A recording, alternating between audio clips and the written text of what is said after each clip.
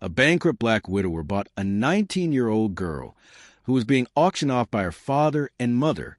$20 for the last lot of the day. A healthy, obedient 19-year-old girl, announced the sheriff, his voice echoing across the dusty square in Lakewood Springs. The June sun beat down mercilessly as the townspeople watched, some in awkward silence, others with morbid interest in the grotesque spectacle unfolding before them. Isaiah Montgomery, a 42-year-old widower and the only black man who owned land in the area, stood at the back of the crowd with his fists clenched. The young woman on the small makeshift platform kept her eyes fixed on the ground, her disheveled hair partially covering a recent bruise on her cheek. Her parents, a couple worn down by a hard life, watched the scene with blank expressions. $25, shouted a hoarse voice from across the street. Frank Holloway, owner of the local tavern, raised his hand with a smile that did not hide his intentions.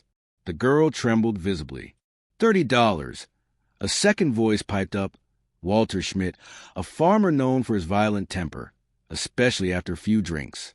Isaiah closed his eyes briefly. $30 was practically all he had left after the drought that had devastated his small plantation. It was the money he had set aside for seeds for the next season. His last chance to save the land he had worked so hard to acquire after his wife's death. $50. Isaiah's deep voice cut to the murmur of the crowd. An absolute silence fell over the square. Dozens of white faces turned simultaneously in his direction, expressions of shock and indignation barely contained. The girl's father narrowed his eyes, his mouth twisted in a mixture of contempt and greed. I won't give my daughter to a... $70, Isaiah interrupted, stepping closer to the center. In gold. Now! The sheriff cleared his throat, visibly uncomfortable. Mr. Montgomery, I don't think you... The law says any free man can participate in a public auction, Isaiah said, not looking away. Unless you want to explain to a federal judge why you refused the highest bid. For the first time since the auction began, the young woman looked up. Her gaze met Isaiah's. There was no hope there, only resignation and a weariness too deep for someone so young. $70, the sheriff announced reluctantly. Holloway and Schmidt exchanged glances, but no one else bid. Sold, the sheriff declared, banging his small gavel. The square erupted in indignant murmurs as Isaiah approached to finalize the payment. Flashes of memory assaulted him. His late wife, Abigail, being humiliated in the same square years ago when they tried to drive him out of town. The simple grave where she had been laid to rest 2 years ago, a victim of pneumonia that no local doctor had been willing to treat. The suffocating loneliness of his cabin since then. The young woman stepped down from the platform with hesitant steps. Up close, Isaiah could see other, older bruises on her arms. She kept her eyes down, as if she had learned the hard way that looking up meant punishment. "What is your name?" he asked, keeping a respectful distance. "Sarah," she replied in a whisper that was almost inaudible. "Sarah Collins." Isaiah nodded. "I'm Isaiah Montgomery."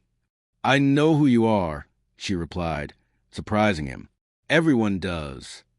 As they began to walk away from the square, the murmurs of the crowd grew louder. Good God! They sold the girl to a black man. This won't end well. Someone should do something. Isaiah felt the weight of hostile glances like knives in his back. Sarah walked a step behind him, as if she had been trained to do so. As they passed the tavern, Frank Holloway spat on the ground. $70 is a high price for something you won't be able to keep for long, Montgomery, he taunted loud enough for everyone to hear. Isaiah didn't respond. He continued walking toward the wagon parked at the edge of town, where his old horse waited patiently. As he helped Sarah climb up, he noticed that she was trembling, not from fear of him, but from something worse, the expectation of what was to come, based on everything she had already endured. "I won't hurt you," he said low enough that only she could hear. "You have my word." For the first time, she looked him directly in the eye. His eyes reflected not only pain, but a spark of something Isaiah recognized immediately. The same quiet determination that had kept him alive in a world that wanted him dead. "Why?" she asked simply. Isaiah didn't answer right away. He started the wagon before saying, "Because I know what it's like to be treated like a commodity." As the wagon pulled away from the town under the hostile gaze of the residents, No one noticed the small metal object Sarah hid inside her worn shoe, nor the glance she exchanged briefly with a figure in the shadows. There was much more to this silent young woman than anyone could have imagined, something that would forever change the fate of Lakewood Springs. Isaiah's cabin was 6 miles from town, isolated among parched fields and a small oak forest. By the time they arrived, the sun had set, plunging the landscape into blue shadows. Sarah silently surveyed the property, the modest but well-maintained structure, the small barn, the stone well surrounded by a garden ravaged by drought. "This is it," Isaiah said, climbing down from the wagon. "It's not much, but it's mine. No one will bother you here." Sarah remained motionless on the wagon, her eyes calculating distances, assessing escape routes like a cornered animal. When she finally got down, she kept several steps away from him. "There's a room in the back," Isaiah explained. "It was my son's. It has a lock on the inside." The mention of a son made Sarah frown. "Your son?" "Jacob died with his mother. Pneumonia. 2 winters ago." Isaiah replied, his voice devoid of self-pity. "He was 5. Inside the cabin, a lamp was already lit on the central table, a sign that someone had been there recently. Sarah noticed a detail, her posture instantly stiffening. "Wait here," Isaiah said, noticing her tension. He quickly inspected the house before relaxing. Ruth was here. She left food. At the name, Sarah reacted. "Ruth Wilkins? The midwife?"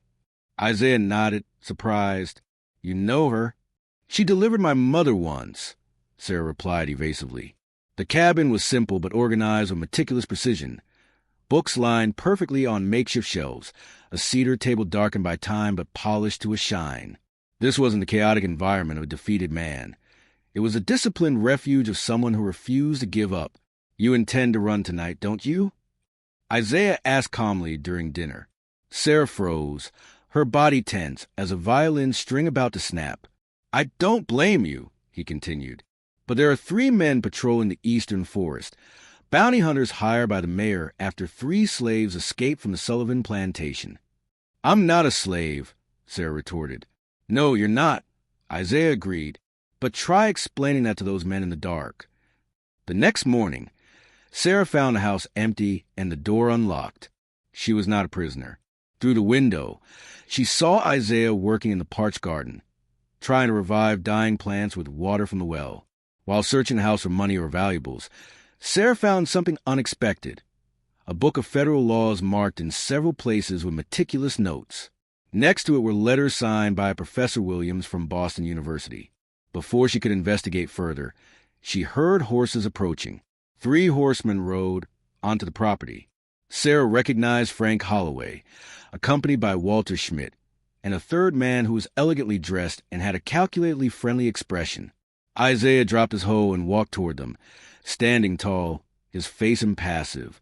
"Montgomery," Holloway said with false cordiality. "We've come to introduce Mr. Davis, the new county judge." The tall man bowed his head in a greeting that did not reach his eyes.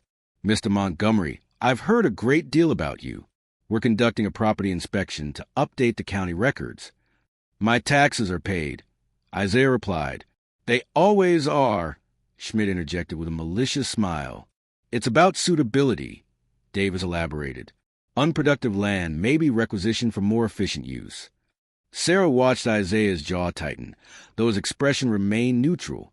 "This property has been registered in my name since 1869 with all the proper documents." "Times change, Montgomery," Holloway laughed. "Laws change." When the men finally left, Sarah confronted Isaiah. "They want your land." "They always have," he replied, returning to his work as if nothing had happened. "Why?" "It's practically ruined by the drought." Isaiah hesitated. "Because there's something here that's worth a lot more than a few acres of dry land." That afternoon, Ruth Wilkins arrived in her covered wagon. She was a middle-aged black woman with a formidable bearing and piercing eyes. She brought supplies, seeds, and news. "The new judge visited 5 properties today," she reported as she examined Sarah's bruises. "All belonging to blacks or immigrants." Isaiah nodded as if merely confirming his suspicions. "And this," Ruth handed him a sealed envelope, "arrived today on the telegraph. Jenkins asked me to deliver it discreetly." As Isaiah read, his expression changed to cold determination.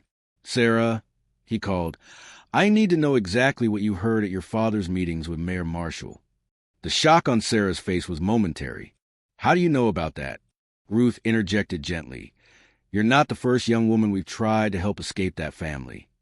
It was then that Sarah understood. She hadn't been bought at a cruel auction out of random compassion. The object in her shoe, a small, ornate key, suddenly seemed infinitely heavier.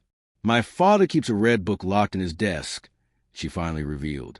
"Payment records, names, dates. Mayor Marshall is organizing something big, something involving Judge Davis and land along the river." Isaiah and Ruth exchanged glances. "Is that why your father was willing to auction you off so publicly?" Sarah nodded, the first tear finally escaping. "I've heard too much. I've seen too much." In town, rumors ran like wildfire about the black man who dared to buy a white girl, about suspicious nighttime visitors to Isaiah's property, about the proximity of the railroad line that would connect the county to newly discovered mines. No one noticed a little red book missing from Mr. Collins's house, or the coded messages sent by telegraph late at night. What the powerful people of Lakewood Springs didn't know was that sometimes those considered invisible are the ones who can see best, and that the real revolution begins not with screams, but with whispers in the shadows. 6 months later, the sun rose over a transformed town. The railroad station, once just a project used for manipulation, now stood real and imposing on the edge of Isaiah Montgomery's property. His land, far from being confiscated, had become the center of the new commercial route. Isaiah's modest cabin now shared space with a school. What began as makeshift lessons for 3 black children rejected by the city's educational system quickly turned into an institution that attracted families from neighboring communities. Sarah Collins, now Sarah Montgomery, ran the classes with the same quiet determination that had brought down an empire of corruption. "I never imagined I'd be teaching," she remarked one afternoon, watching the 20 students, black, white, and immigrant, under the large tree that served as their classroom on hot days. "I was always the girl who could barely lift her eyes when someone spoke to her." Isaiah, who was building new tables for the main room, smiled. "I always knew you'd fire inside you. You just needed air to breathe." Former Mayor Marshall was serving time in the state penitentiary, convicted of fraud and extortion. Judge Davis, unmasked, had fled in the middle of the night. Frank Holloway had lost his tavern to creditors. And Sarah's father, Collins, had become a pathetic figure whom everyone avoided. As the first commercial train officially pulled into Lakewood Spring Station, there was a small ceremony. The new mayor spoke words of progress and renewal, but all eyes were on the Montgomerys, standing discreetly to the side. "It's thanks to you," an elderly woman whispered to Sarah, the same lady who had looked away when she saw her on the street months ago. "My son got a job at the station. They would never have taken a boy like him before." Her son, a young man with one leg shorter than the other, waved cheerfully from across the platform, wearing his railroad uniform with pride. "We didn't do it alone," Sarah replied, smiling genuinely. Isaiah added, "That's what they don't understand about justice. It's not just about punishing the guilty. It's about building something better on the ruins." Sarah stopped, looking down at the city stretching out below them, lights beginning to flicker in the windows. "When I was on that platform, being sold like an animal, all I wanted was revenge," she confessed. "I wanted everyone to suffer like I did." Isaiah nodded, understanding. "And now I understand that true freedom isn't just breaking chains," she said. "It's building a table where everyone can sit." She looked at the man who had risked everything for her, not out of pity, but out of principle. "They tried to convince us that we were worthless, that I was just a commodity, and you were just an intruder on this land. And we ended up proving that our value was never for sale." On the horizon, the towers of the new train station stood out against the flaming sky, a symbol of an economy that now benefited everyone, not just the powerful. In the schoolrooms, maps and books promised futures that had been unimaginable just a few months earlier.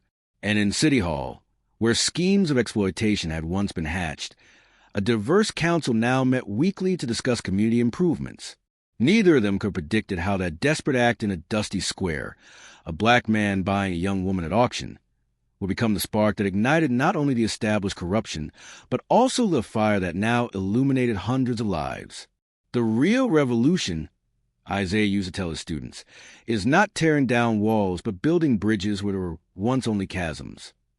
In a society built on divisions, Isaiah and Sarah had proven that true human dignity transcends race, class, and circumstance, that when people deemed inferior refuse to accept the limitations imposed on by others, entire worlds can be transformed. They try to break us, Sarah would tell new students on their first day of class. But they forgot that sometimes broken things reflect light in ways that whole things never could.